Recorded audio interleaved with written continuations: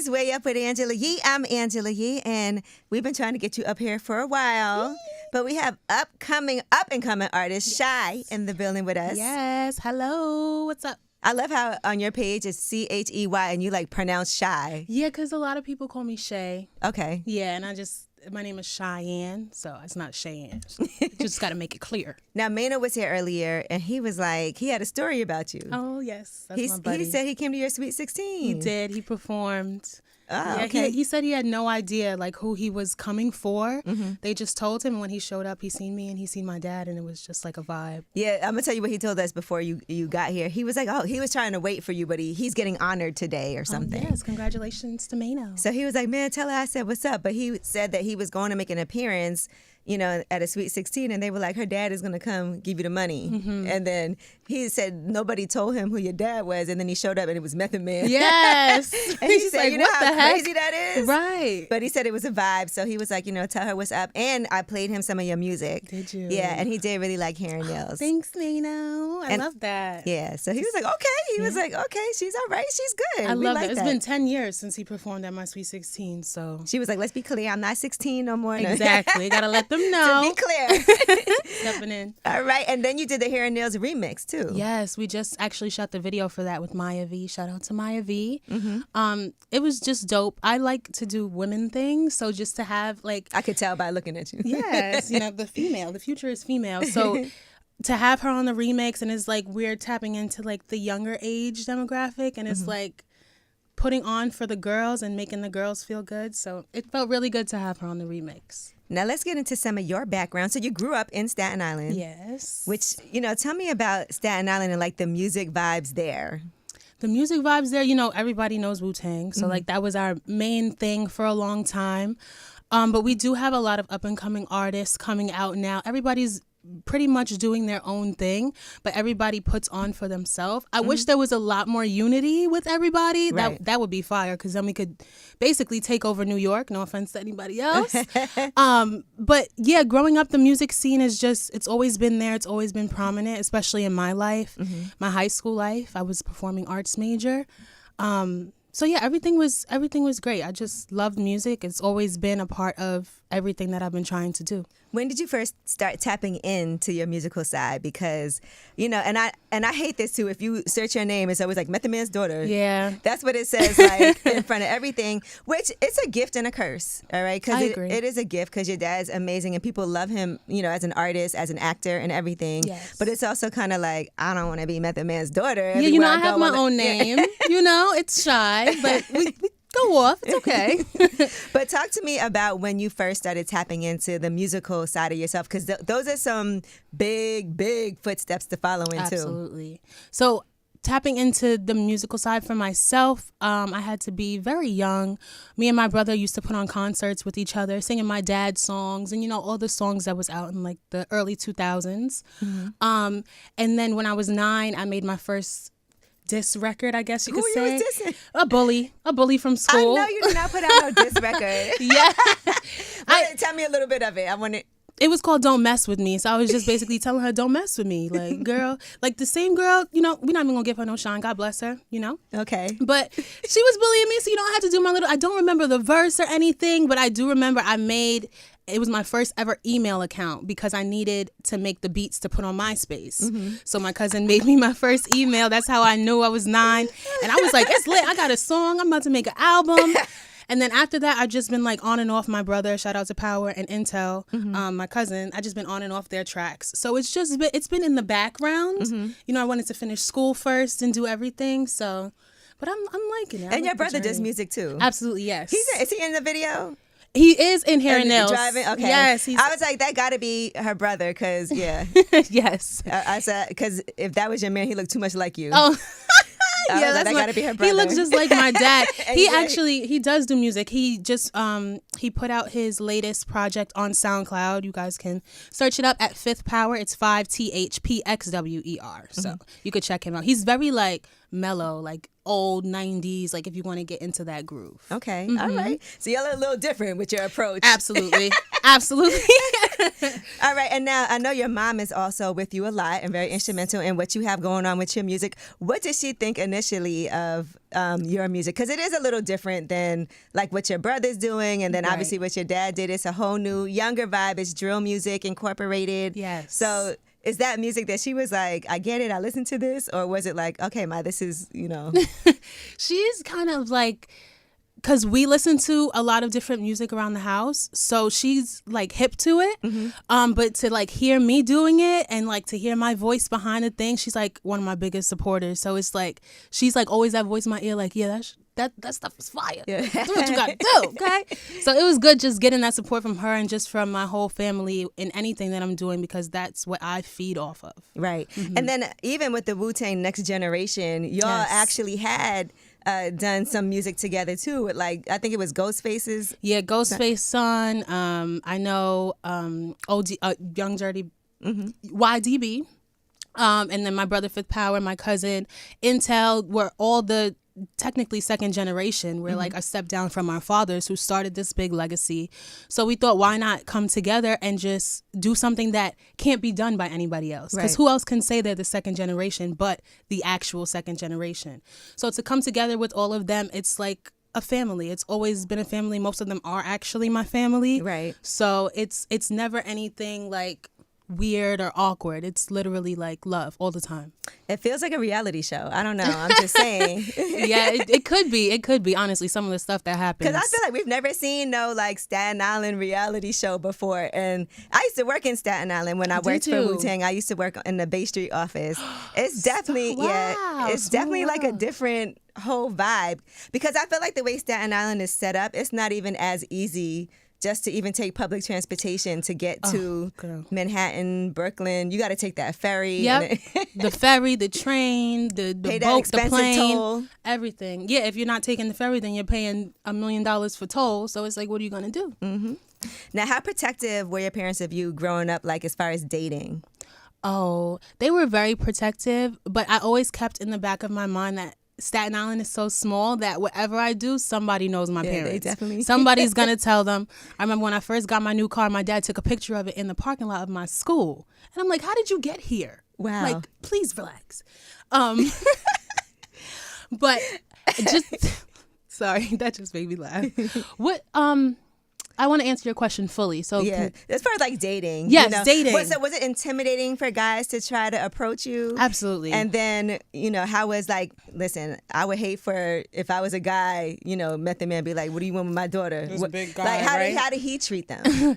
My dad, he's not like, you can look at him and be like, oh, that guy, like he's mean, scary guy, but he's really not. Like he'll be like, what's up, and go about his day. But then at the end of the day, he'll pull me aside like, what's up with that? Who is that going on and all of that? Because he's very like, just like keep it to us. But on the outside is like, okay, I'm gonna check you, see what you looking like. And then my mom is the same way, but she's more like forthcoming with it. She's gonna check you in your face, like, what you got going on? Spin around. Okay. Okay, not strict, but paying attention. Absolutely. Just for the safety of myself, just for my protection, because, people are, not everybody's a good person. Right. So they just want what's best for me. And what have they told you as far as you doing having a career in music? Because it also is not a very easy business to be in. And there's like a lot of crazy things that have been happening. Absolutely. So what is some advice that you've gotten, say, from your dad or from your mom? Because she really grew up in this, too. Yeah. He was going to the store to get tampons and stuff at an early age. Know that story. Yes. So they just, like, one thing that my dad said to me that will always stick with me is just stay... In order to stay relevant, because, music changes over time. The 90s doesn't sound like what we sound like today. Just be versatile and be open to everything.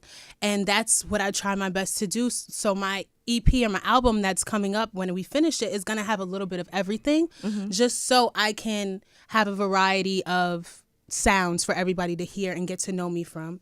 And from my mom, what sticks with me every day is don't slow down. Okay. Like as soon as you sit back and like get comfortable, it's like somebody else is coming for your spot. Somebody's gunning for you. So just keep going and keep trying. And that's how it's been my whole life. They told me that like during school. So now that it's coming to fruition in my actual adulthood life, paying some more attention to it. So I saw your dad you performed for the first time. Yes. Too. So talk to me and walk me through what that experience was like. I was so nervous, actually. I love going to my dad and Redman shows because they just put on a great show. The energy is always so high. So me coming into that, I performed like in the middle of their set. So everybody's hyped for Method Man and Redman. They see this little girl come out. They like, who the hell is that? So I'm like, okay, so I just have to show myself and I have to prove myself. And my dad introduced me and he did say I was his daughter. But I still wanted it to be like, I don't know these people. Like, this is my chance to prove to myself and everybody here what I can do. And that's exactly what I did. Shout out to my dancers, TNT. We went out there and we killed it. It was for the bud drop. And then they came out and they performed again. And afterwards, my dad, he was just smitten. He just told me how happy he was of me. And we have a great picture from that night. And I got chills. I was just very comfortable and I was happy because even if something did go wrong, I knew like I had the protection around me, that I would be good. I love the fact that you said you and your dancers and shouted them out because I feel like live performances are so important. And since you talk about Method Man and Redman, they've always had a great show. Even if there was no type of like pyrotechnics, and they can get on that stage and command attention. It doesn't have to be no extra nothing. But I do feel like it's so important to be able to have that energy, and the fact that you had dancers and really, because I feel like sometimes people get on stage and just walk around back and forth. I don't want to do that. And we want to see like some effort from the audience, because sometimes people seeing you or hearing you for the first time, that's at a show, and that's going to make them go and listen to your music and do research you more or not. Exactly. And be like, okay, that was, so that's dope. And then I saw you were in Detroit. Oh, yes. And that was you great. was with Trina. Yeah, shout out to Trina. Trina brought me out. Ross. So tell me about Trina, because you shout her out in the song, You the Baddest. Yes. Trina, tell Trina she the baddest.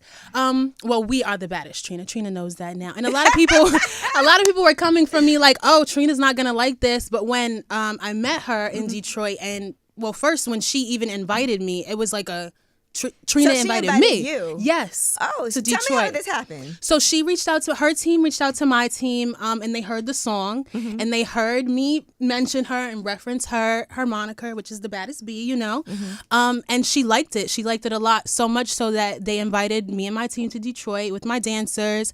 And during her set, she brought me out. Oh, that's so nice. And she was like, because she likes to put on for like up and coming artists and women and women empowerment. So for her to do that for me, when she brought me out, I was just so like, whoa, like this, it was a sold out show. Like it was my first time ever in Detroit. It was a lot going through my head, but once I hit the stage, it's like, boom, I'm here. And then Trina's co-signing, and this song got Trina's name in it, so it's not even like it's a jab or anything. It just felt amazing.